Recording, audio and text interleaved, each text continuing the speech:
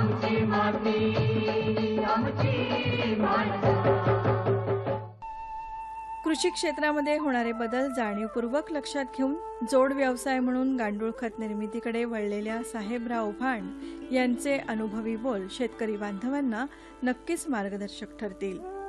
शेतकरी बंधूंनो, मी ज्यावेळेस गांडूळ खत प्रकल्प व्यवसाय चालू केला त्यावेळेस मला स्वतःला एक भीती वाटत होती की आपण हा व्यवसाय पुढे चालेल किंवा नाही, परंतु एक चांगल्या प्रकारचं चांगलं उत्तम प्रकारचं जर आपण आपलं प्रोडक्शन जर केलं तर आणि त्यापासून जर आपल्याला चांगल्या उत्पादन जर मिळालं तर शेतकरी हमखास आपल्याकडून हे गांडूळ खत विकत घेऊन स्वतःच्या शेतीसाठी वापर करतात. म्हणून मी सुरुवातीला जे एकदम छोट्या प्रमाणामध्ये जे गांडूळ खत युनिट गांडूळ खत तयार करून मोठ्या प्रमाणात ते चालू केलं नंतर की याचं जे शेतकऱ्यांना जो अनुभव आला, शेतकऱ्यांना त्यापासून जे उत्पादन चांगल्या प्रकारे मिळालं तर हे याचे संपूर्ण ही जी आहेत खताची क्वालिटी याच्यामुळं लोक माझ्याकडे येऊन खत घेऊन जातात. तसंच शेतकरी बंधूंनो, आपणही चांगल्यापैकी जर आपल्या स्वतःच्या शेतामध्ये आपण गांडूळ खत युनिट तयार करू शकता किंवा आपल्याला एक शेतीला जोडधंदा म्हणून एक चांगलं गांडूळ खत युनिट आणि इतरही गांडूळ खतासारखेच इतरही जोडधंदे शेतीला जोडधंदे स्मॉल स्केल इंडस्ट्री सारखे छोटे छोटे उद्योगधंदे आपल्या स्वतःच्या शेतीला म्हणून जोडधंदा म्हणून करू शकतात.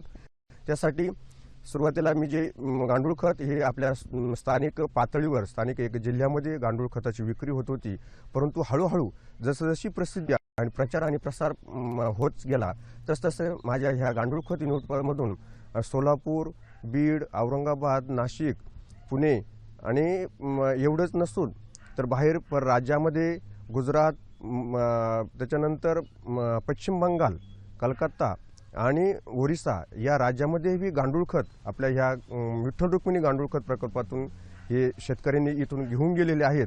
आणि ज्यांना कोणाला शेतकऱ्यांना चांगल्या प्रकारचं गांडूळ खत तयार करून आपल्या स्वतःच्या शेतामध्ये वापर करून जर आपल्याला बाहेर विक्रीसाठी एक जोडधंदा तयार करायचा असेल तर आमच्याशी तुम्ही येऊन वेळोवेळी संपर्क साधा आणि तुम्हाला योग्य ते मार्गदर्शन गांडूळ खत उत्पादन तयार करण्यासाठी मिळेल.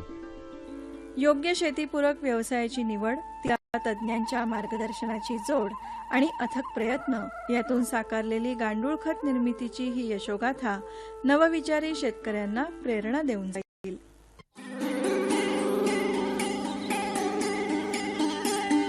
निसर्गातलं हिरवं सोनं, गरिबांचं इमारती लाकूड म्हणून बांबूला स्थान आहे. तर चीनमध्ये बांबूला लोकांचा मित्र म्हणून संबोधलं जातं. अशा या बहुउपयोगी आणि वैश्विक तापमानवाढ रोखण्यात मोलाची कामगिरी करणाऱ्या बांबूचं महत्त्व दिवसेंदिवस वाढतंय. पृथ्वी तलावर बांबूचं 200 दशलक्ष वर्षांपासून अस्तित्व आहे. सिंह, वाघ, हत्ती इत्यादी प्राणी राहण्यासाठी अधिकाधिक बांबूंची बेटं जिथं असतील तोच भाग निवडतात असं संशोधनात आढळून आलं आहे. तसंच बांबूंपासून बनवण्यात येणाऱ्या विविध वस्तू आणि साहित्य यावर भारतात सध्या 10 लाख लोकांना रोजगार उपलब्ध होत आहे. याचबरोबर बांबूची क्षमता आणि गुणवत्ता यांचा व्यवस्थित उपयोग केला तर 40 लाख लोकांना रोजगार उपलब्ध होऊ शकतो. आपल्या जर उपलब्ध असलेल्या जमिनीची उत्पादन क्षमता वाढवायची असेल, पडीत जमिनी उत्पादनक्षम बनवायच्या असतील तर बांबूचे बहुउपयोगी असे उपयोग आहेत. त्याच्यामध्ये प्रामुख्यानं बांधकाम, स्ट्रक्चरल डिझाईन, पेपर इंडस्ट्रीसाठी कच्चे material, raw, pulp, panel board industries याच्यामध्ये प्रामुख्याने बांबूचा उपयोग केला जातो. बांबूचे मुळं, पानं याचा देखील आपल्या दैनंदिन जीवनामध्ये उपयोग असतोय.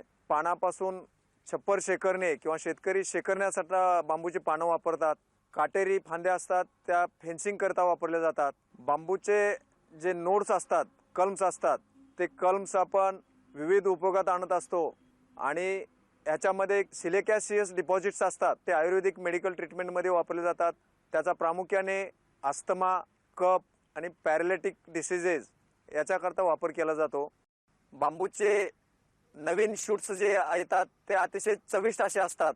डेलिशियस फूड्स म्हणून एशियन कंट्रीजमध्ये एक्सपोर्ट केलं जातं. बांबूचे मूळ, रायझोम, रूट, बिया या सर्वच बाबींचा वेगवेगळ्या कारणामध्ये उपयोग केला जातो.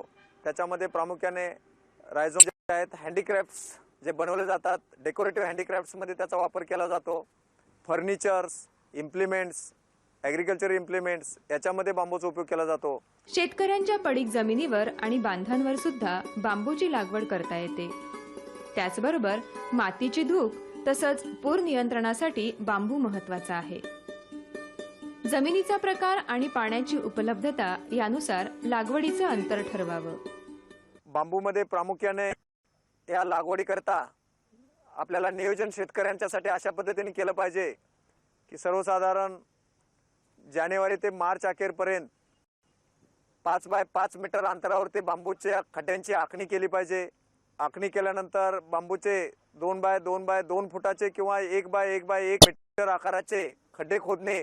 ते खड्डे खोदले की एप्रिल किंवा मे महिन्यामध्ये चांगल्या सभोवतालच्या मातीनं किंवा बाहेरची माती खत याचं मिश्रण करून ते खड्डे भरणी करणे आणि साधारणपणे पहिल्या पावसाच्या वेळेस किंवा जूनच्या पहिल्या आठवड्यामध्ये चांगली वाढ झालेली बांबूची रोपं रायझोम्स याच्या माध्यमातून लागवड करणे. लागवडीच्या पूर्वी खड्ड्यामध्ये सिंगल सुपर फॉस्फेट जर आपण घातलं तर बांबूची वाढ निश्चितपणे चांगली होऊ शकते. आणि बांबूला पहिल्या वर्षी सर्वसाधारणपणे लागवड केल्यानंतर ऑगस्ट महिन्यामध्ये, ऑक्टोबर नोव्हेंबरमध्ये आणि जानेवारी फेब्रुवारी या दरम्यान 3 वेळा भर बांगलन देणे. मार्च महिन्यामध्ये मल्चिंग करणे की जेणेकरून पाण्याची आवश्यकता बांबूला कमी लागेल, उष्णतेपासून त्याचं स्वतःचं संरक्षण होईल. अशा प्रकारचं बांबूची देखभाल केली असता आपल्याला मेसकाठी आणि मानगा याचं उत्पादन शेतकऱ्यांना 6व्या वर्षापासून होऊ शकतं. आणि या बांबू लागवडीच्या कामी त्याचा इतर प्रकारचा अभ्यास केला असता 5 ते 7 प्रकारांना आपण ही बांबू लागवड करू शकतो. त्याच्यामध्ये बियापासून रोपं निर्मिती करता येतात. आमची माती आमची माणसं. कोल्हापूर जिल्ह्यात कागल इथल्या सामाजिक वनीकरण विभागाच्या मध्यवर्ती रोपवाटिकेत बांबूंची रोपं विक्रीसाठी उपलब्ध आहेत. बांबूसह निसर्गातील दुर्मिळ आणि बहुउपयोगी वृक्षांची रोपंही इथं उपलब्ध आहेत. बांबूंच्या जगात 77 जाती, सुमारे 1250 प्रजाती सापडतात. भारतात 136 प्रजाती असून एकट्या अरुणाचल प्रदेशात 52 प्रजाती आढळून आल्या आहेत. आमच्या सामाजिक वनीकरणाच्या कागल मध्यवर्ती रोपवाटिकेमध्ये प्रामुख्याने राष्ट्रीय बांबू मिशन खाली आम्ही बांबूची रोपं तयार केलेली आहेत. त्यात कडक बांबू आहे, माणगा आहे, हॅमिल्टन आहे, टुल्डा आहे, बालको आहे, नाना आहे, अशा विविध प्रजातीची आम्ही साधारण 50,000 रोपं तयार केली आहेत. आणि चालू पावसाळ्यामध्ये आम्ही शेतकऱ्यांना सरकारने जे ठरवून दिलेले आहे त्या दरात विकणारे, ज्या कोणाला बांबूची लागवड करायची आहे त्यांनी सामाजिक वनीकरण विभाग कोल्हापूर किंवा लागवड अधिकारी कागल यांच्याशी संपर्क साधून जूनमध्ये लागवड करावी. तसेच आमच्या या मध्यवर्ती रोपवाटिकेमध्ये आम्ही उंच रोप निर्मितीमध्ये वड, ओंबर, पिंपळ अशी स्थानिक प्रजातीचे किंवा जे दुर्मिळ वगैरे आहेत त्याची रोपं तयार केलेली आहेत. गोरख, चिंच वगैरे जे आपले सीता अशोक आहे औषधीमध्ये, असे आम्ही औषधीचे किंवा इतर अशी रोपं तयार केलेली आहेत. सध्या आमच्याकडे जवळजवळ 10 ते 12,000 उंच रोपं आहेत. टॉल प्लांटमध्ये 6 ते 8 फुटाची आम्ही रोपं विकतो. त्याच्यानंतर वनमहोत्सव किंवा मोठ्या प्रमाणात लागवड करण्यासाठी आपण लहान पिशवीतील साधारण 2, 2.5, 3 फुटाची अशी आमच्याकडे 40 ते 50,000 रोपं तयार आहेत. त्याच्यात सागवान रोपं आम्ही प्रामुख्याने या सांगली म्हणजे पुण्यापासून कोल्हापूर पर्यंत आपल्या मध्यवर्ती रोपवाटिका कागलमध्ये सागवान रोपं आपण जास्त तयार करतो.